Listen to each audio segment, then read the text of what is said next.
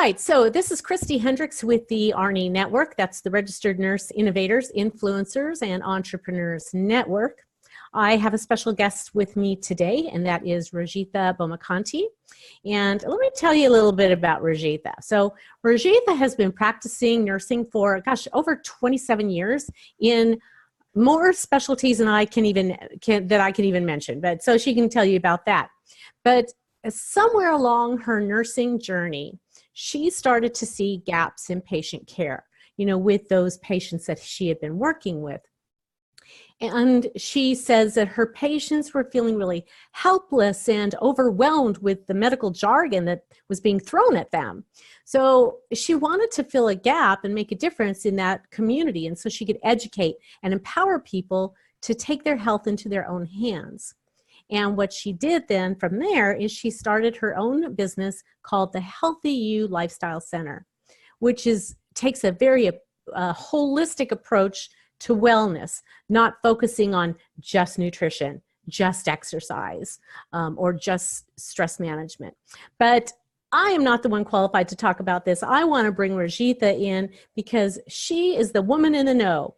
And so let me go ahead and welcome Rajitha Bommakanti. Hi, Rajitha. How you doing? Hey, good, Christy. Thank you for having me over. Hey, it's my pleasure, man. I've been wanting to get you in here for so long. Okay, so Rajitha, you are a registered nurse. And let's just start. I want to hear about your nursing background. Yeah, I went to nursing school upstate New York. I'm originally from India. I moved to this country over 30 years ago. And nursing kind of just fell into my lap. In other words, I initially always wanted to be a physician, but then, back in India, I got married very young. And I came to this country. After that, things did not work out. We went back to India, and then I came back here. And by then I had the daughter, and I'm like, oh my God, I don't have any set profession to go into. And I was exploring all the different professions. And I was living with my aunt and uncle, and they were like, yeah, nursing is a good one. So I went into nursing school, upstate New York, Ellis Hospital School of Nursing. Very nice program back then. It was a diploma program. I just wanted to get through the nursing and start working. Once I finished my nursing, graduated, I had a challenge within me. I wanted to live by myself because throughout my life, I never lived by myself, always with, parents or husband or somebody. Then I moved to North Carolina, started my first nursing career in UNC Chapel Hill. Got a very, very good, thorough training over there. I loved it. UNC Chapel Hill, I started off working with cardiothoracic patients, and I really enjoyed working with heart and lung transplants, valves, especially the lung transplant patients. Really, you learn so much about life when you're working with them, because when you see all these teenagers, CFers that come in who can barely take a bite or even brush their teeth, which we take it for granted every day. So I thoroughly enjoyed that. And thereafter, I moved into different fields. I went into ICU. I went into different hospital telemetry, and then I went into management, hospital management. And about 10 years ago, I moved to Atlanta, Georgia, and I was in dialysis, and I opened up dialysis clinic. I was dialysis administrator.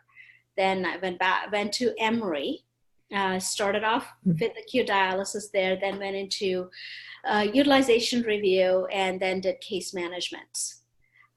So right now I work at Emory as an ER case manager. And during that process, actually, while I was, going through my case management, whenever I go see patients, even on the floor nursing, when I have done floor nursing, I have seen, physicians come in and out, talk to the patients. They barely have any time to talk to them. And also during that the nurses, you see the nurses with their, wow, the computer right there, laptop, constantly typing it away. Really, there's no connect back from back then when we just, used to sit down and talk to our patients. I remember one of my first patients, who I would have so much of conversation during my dressing change. There is no such thing at all nowadays. It's like so fast, everything, because at the same time, they are loaded up with a lot of work tasks to be done that there is no time. And talking to the younger nurses, they all come with a secondary agenda. Okay, I want to be at the bedside for a couple years. Once I get my experience, I'm going to get into NP, things like that. It's moving away from that. And especially in intensive care unit, as when you were working back then, when they are so sick and we are trying to tell them, okay, this is the medical condition and you need to make this decision now. Like, just imagine, they are already in so much of stress and we say, okay, we need your decision now. What are you going to do? And then that physician comes like 5-10 minutes, sits down and says, and walks away. It's like, is that really feasible for them to make that decision, especially when they don't even know much of medical stuff that's going on? So much of emotions and the family drama, because that's when, everybody defers. Because I have gone through that myself, going to the doctor's office. And when my mother was sick, it's like, unless even for somebody like us who is in a medical field, when we are put in that situation, when we need to make that decision, it is a tough thing, within 2 hours, you need to make a decision and say. And so that's when I said, okay, with the obesity rate that's going on, by the time, I see them in the ER, it's way too late. It's like, why can't they make that change, ahead of time from the very beginning? Why are we popping in so many different pills and, going to different doctors? You don't realize each time you pay $25, $30, all that copay adds up a whole lot more, at the end of the day, the premiums and all that. So, I really saw a huge gap in that. Then I said, okay, I really want to make a difference in the community, because I tried it in the hospital and it was not working, So, go ahead. Okay. So that was kind of the spark that led you to start your own business? Yes. In wellness coaching, or what? When you saw that gap and people, you were seeing that people just didn't understand what was being told to them, and they weren't actually implementing those lifestyle changes that would keep them out of the emergency room, right? Correct. They were not implementing, they would say, yes, they understood everything. They go home and come right back within a week or so, because they didn't follow all the things, or they thought they understood, but they didn't really understand. They didn't follow up with their, medications, the follow-up appointments. And, the family lives someplace else. They come there just for a short period of time to help them. So I noticed there was like a huge gap with that, so I wanted to see if I can educate them and their family who is someplace else. Nowadays with technology, you can reach people anywhere in the world, talk to them. So I wanted to make that difference so that, it could really, that ripple effect will affect their whole family into making a healthy lifestyle where, you can go on living a healthier way as you get older. What is that goal you want to do? So that way I can be, because I have made a lot of changes in my life and I know how hard it is. It's not an easy thing, but right. Even for nurses, it's not easy to make those changes. So, okay. So now tell me about, like, who is it that you help? And how do you do that? Who do you help? what's, your audience, or who are your clients, and then what are you helping them with, and how do you help them? My clients are, my primary core clients are women, 40 and above, where they're just getting into their family life and into their professional life. As they're building up their family and their profession, they're running around, with their career goals, so it's kind of upside down their life, trying to put all of this together between their work, professional life to their family life, putting it all together. So I want to help them. Okay, how can they, as they are growing their family and their profession, they can still do it by being healthy, because we have been used to living in this instant world of microwave world. Mm-hmm. We put it in the microwave, we want it done in 5 minutes, 10 minutes. Even that, we can still do it, but it just takes a little effort. That little time that we spend in the very beginning, it's going to go a long way. So that's where I want to step in and say, make a difference within your life. If you make a difference, it's going to spread out through the rest of your family members, all of them. And you're planting that seed into your children as they're growing from the very beginning. So right, you know what? I don't think any kid has fond memories of their mom popping dinner in the microwave oven. I mean, usually when we think about our memories of our from our childhood, it might be our mother cooking in the kitchen and letting us help, or a grandmother or an aunt cooking in the kitchen, and us being part of it as kids, whether it was stirring, whatever's in the bowl or what have you. But yeah, microwaves, they just don't, I don't know. I don't think they play any part in that. So yeah, it's interesting, because we did talk about your business being very holistic, and as nurses, we try to, to go that route really, but it's interesting that you're not teaching them just about healthy eating, right? But you're also helping them to become better families, or healthier families, not just in their bodies, but also bringing that family together and creating memories. And it's more than just nutrition for you, obviously, I can tell. Oh yeah, it is. It's like you're really trying to bind a whole family, because I have seen that myself. When before we moved here to Atlanta, we moved here because my husband got a job here. So I was in North Carolina all by myself. So same thing.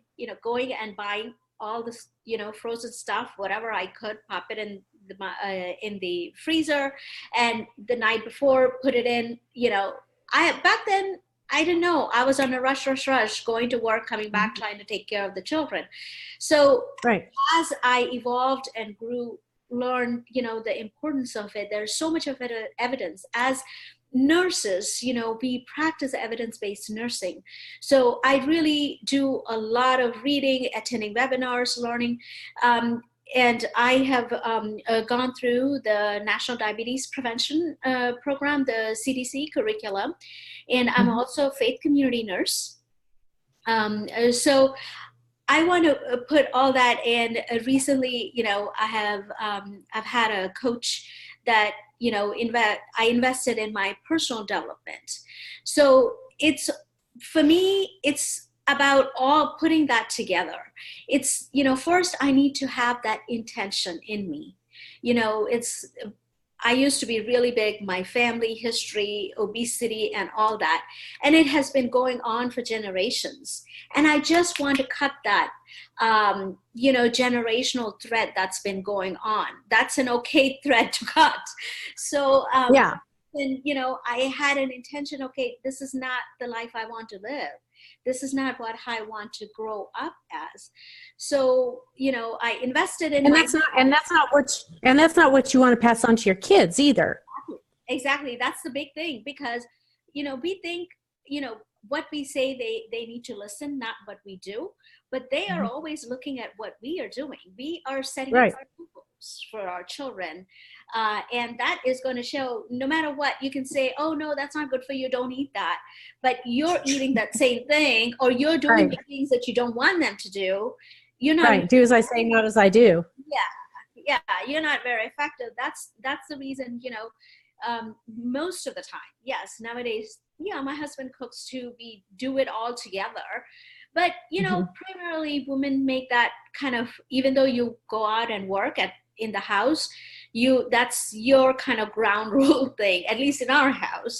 Yeah, in our household too. Yeah, you're still coming home and fixing dinner, and sometimes it's nice if a husband, fixes dinner too. But sometimes we just don't really want them in the kitchen. So, well, okay. So tell me, how is it now? Now I'm going to take it here that most, if not all of your clients are not nurses. No. Would that be correct? That's right. They're not nurses. Okay. And so are nurses too, just because they are in medical profession does not mean, knowledge is not everything, it's the set of intention and doing and accountability.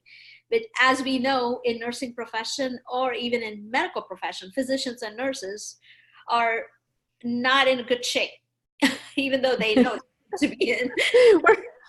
We're terrible hypocrites. We don't learn from our own lessons, right? So let me know. So let me ask you this, Rajitha. How do you help? What does your program look like? What if a new client comes into you? And I mean, you're a nurse, so obviously you do a little nursing assessment, right? Yeah. So you do your assessment, you get a little history and find out what's going on. And then where do you go from there? What do you do with your clients? How do you help them? Yeah, once, a client approaches me, I do a detailed history. They get a form where they take time to fill it out, because until I really know what their habits, behavioral habits, and what they do, and any type of medical history that they do have, everything really helps for me to understand. Once I understand that, then I kind of draw up, have a plan in my head, but I am not the one that's making the plan for them. So after that, we do a Zoom call. That's where, because mine is a virtual program. That way, wherever they are, they can join me, even if they're local. After long days of work, they don't want to go someplace else to sit down. So this way, it's easy. Wherever they are, they can just access me anytime. So we have a conversation, we review the whole thing, where they are, and understand what is their intention. What type of an intention are you? Prior to coming into every single meeting in the beginning, we do an intentional setting. What's that intention you came in with? There's a difference between intention and a goal. It's like they need to set up an intention. What do they want? And then they need to be grounded. I help them, kind of take a few deep breaths in, ground yourself, get to know your body, understand your body, and visualize where is that you want to be, and why is that you want to be there? What's that reason? Okay, so let me back up just a second, because you talked about intention is different than the goal. Give me an example of a client's intention. Wouldn't their intention just be, I want to lose weight? That comes more under goal. Intention is, I am coming with a pure intention of giving my whole. I want to be here. I want to learn. It could be a rough road, but I am willing to stick through it and going through it. Unless I have that deep intention within me, it would be hard for me to stick to it through the long haul. So that's kind of their. So it's kind of like their commitment. Yes. Or their level of commitment and what's going to keep them in it. Yes. Gotcha. Okay. So then what do you do? But the commitment to that and the time is, they need to put that in. Okay. So continue on. What do you do next? So after that, once we do a little grounding thing, then I interview them, where they are the ones that are talking about why is that you want to make a shift? what it's not with the beauty or looking good and all that. It's way more than that.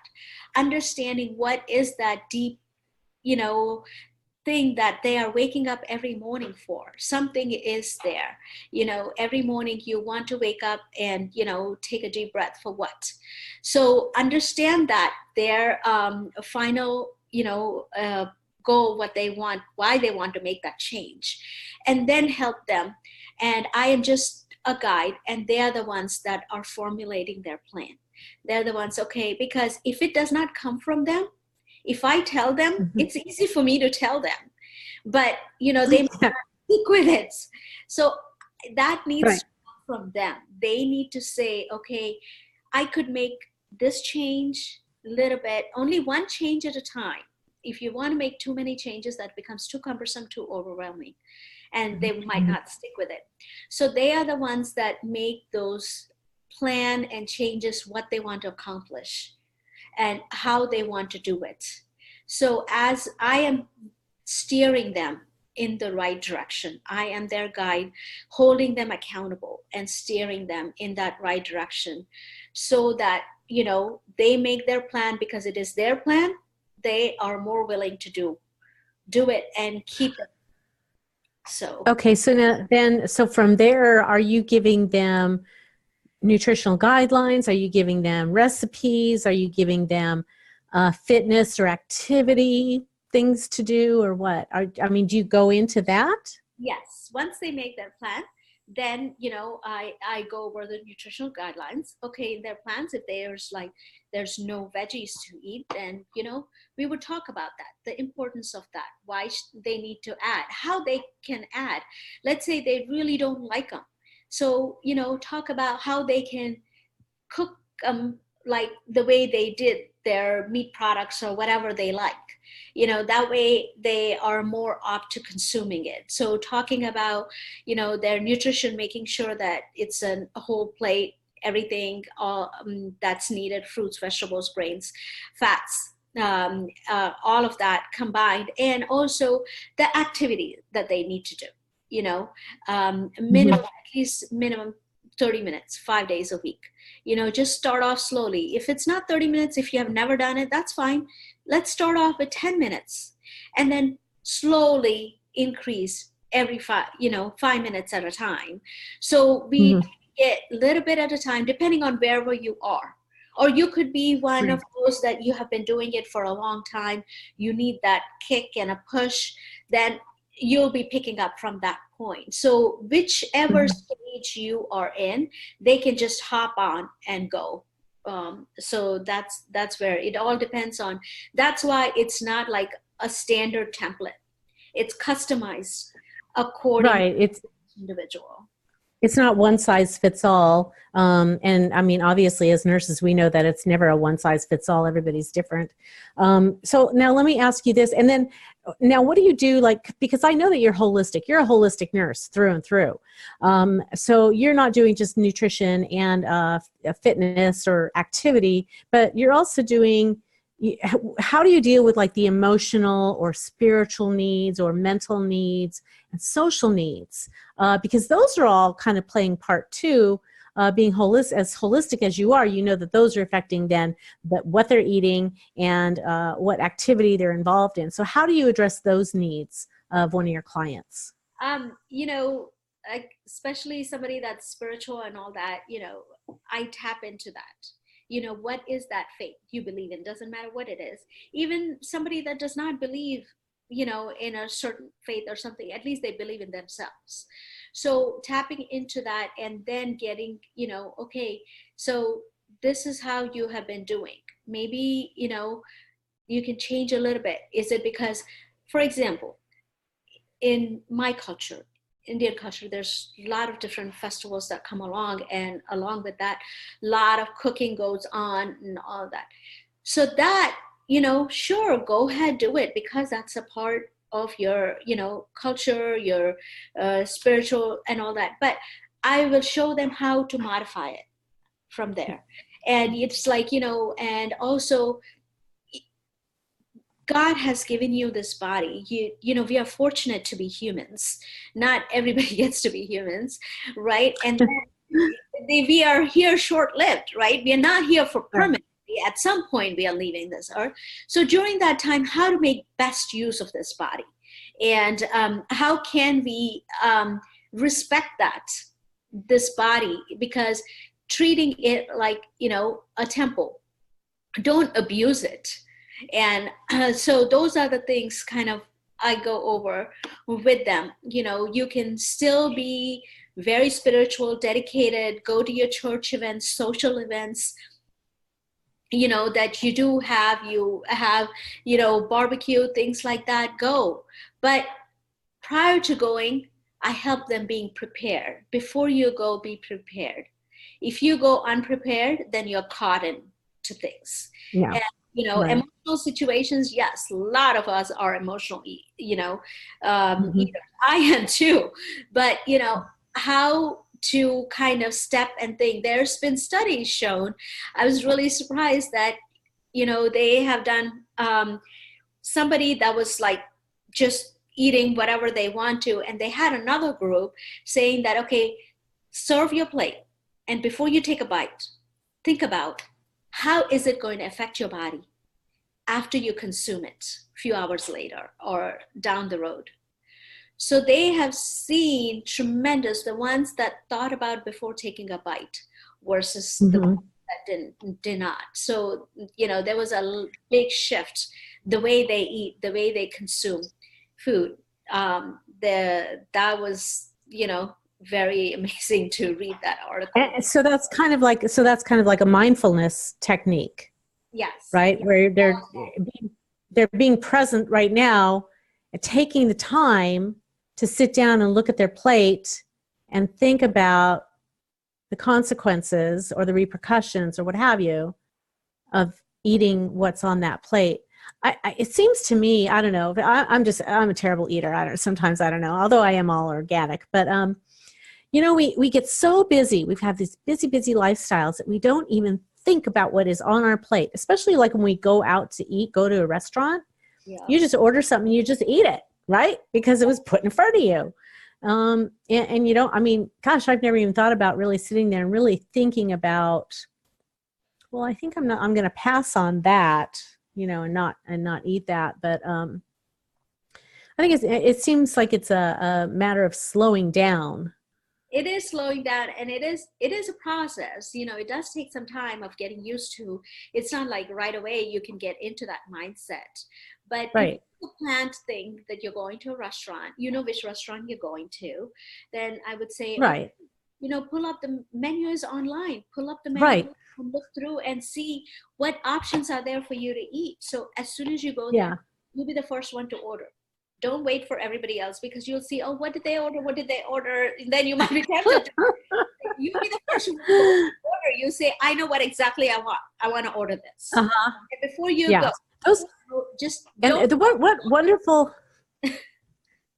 Those are wonderful lessons to teach your kids. Yeah. To think about what they're eating. I mean, now mom is probably fixing some great food, but, to teach them about restaurants and the dangers that lurk there. Those are good lessons for kids to learn. Now, I wanted to ask you, Rajitha, there are a lot of health coaches and people out there, in this space, and not all of them are registered nurses. You have that advantage that you've got your credential behind your name. But what is it that makes your program unique or different from all the other health coaches that are out there? My background in nursing, that's the reason I also take like medical history, not just taking the medical history. Let's say, somebody's a diabetic. So I keep that in mind, looking at the diabetic diets, what is that? What medications are they taking? How is that? So what are their numbers? I would love to see their numbers. What are their numbers? Is it related to the foods that they're eating? Is it related to their emotions?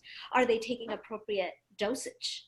And then if they give me permission, I can share that information with their providers too. They give me the permission. That way their treatment is more smoother. The goal is to get them off of these medications and get them to be healthier as much as possible, because so many studies. I'm constantly, going to webinars and symposiums and all that. It's like, what's latest out there?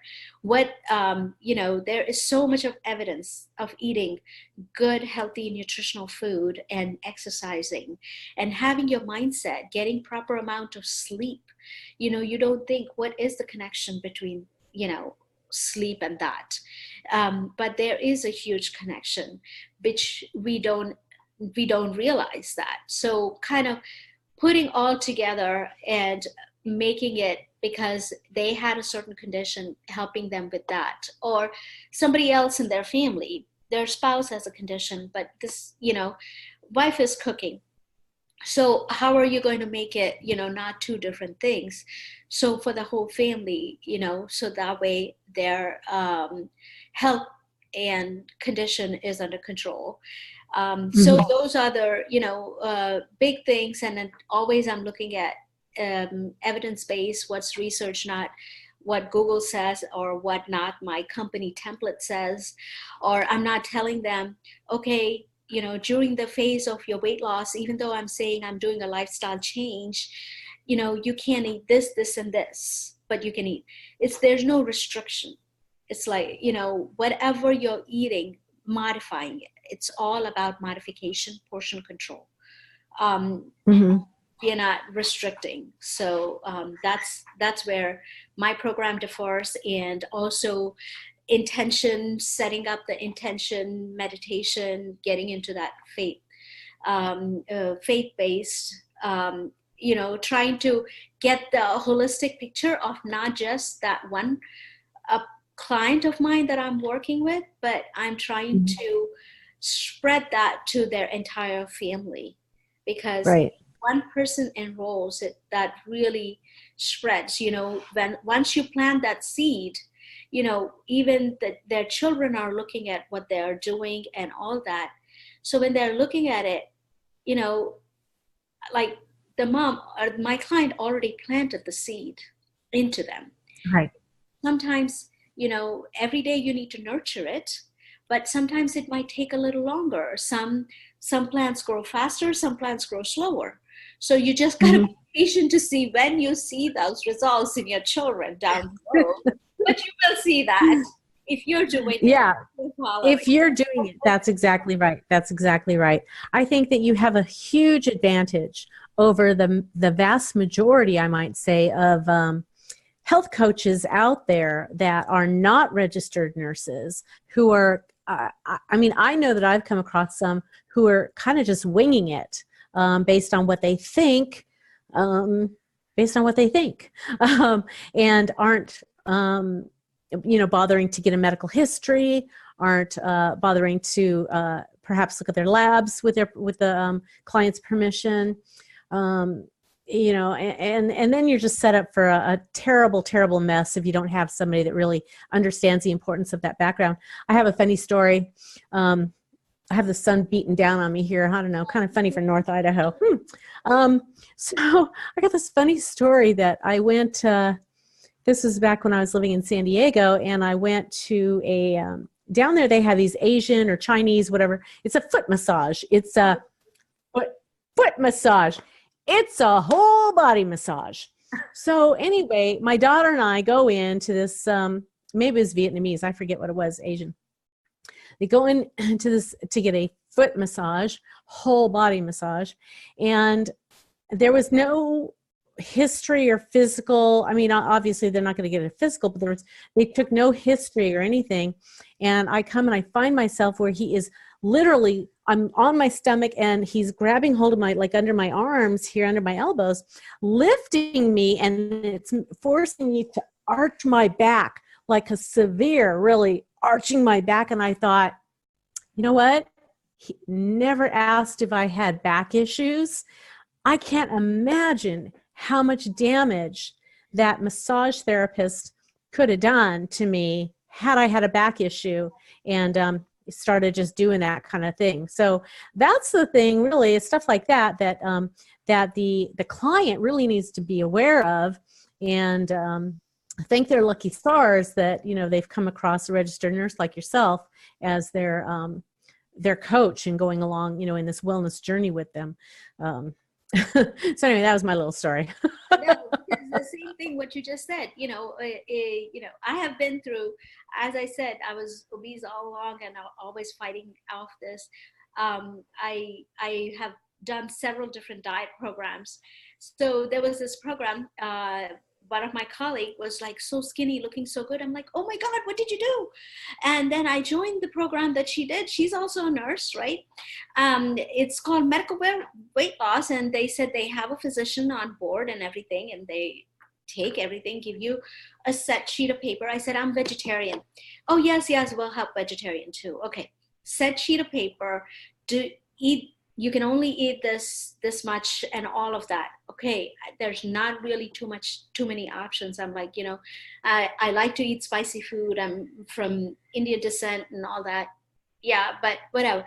And anytime I asked them questions, whoever was my coach, they would just get so defensive. They would not like me asking questions because I am one of those, I asked way too many questions. And people are like, way too many questions you're asking. But I'm like, okay, you're asking me to do something. I just would like to know the reasoning behind it. And you said, Right. the physician is on board. When can I see? Oh, no, only if you have a problem, then we will call.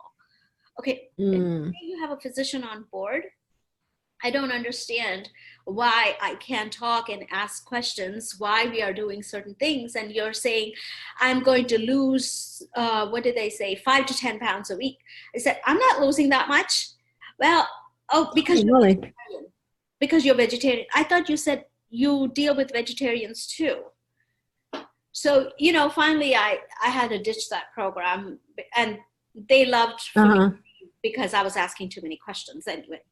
So was that, so let me ask you this, Rajitha, was that person, was that was it a nurse or was it just like No, this program, one of the nurses already enrolled in it. So I went along, I saw, she was looking so good. So I went, I also went and joined that same program that she did.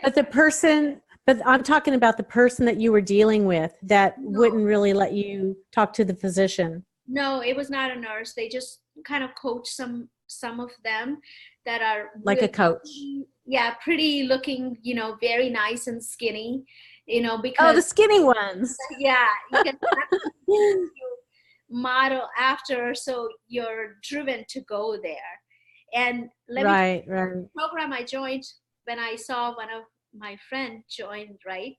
And I have not seen her in a while, and recently I saw her.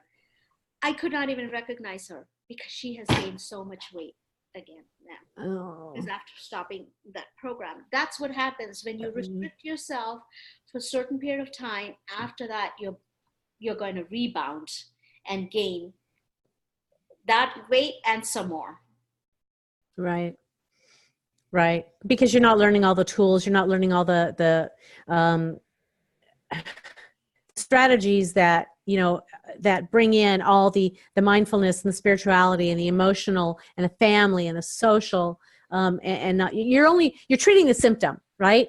You're just treating the symptom, and that is just lose weight. Okay, let's just put you on a calorie restrictive diet and you'll lose weight, right? So, okay, well, Rajitha, I want to, before we wrap things up, actually, I want to have you tell us where people can find you. What is the name of your business and your website? Where can people find you?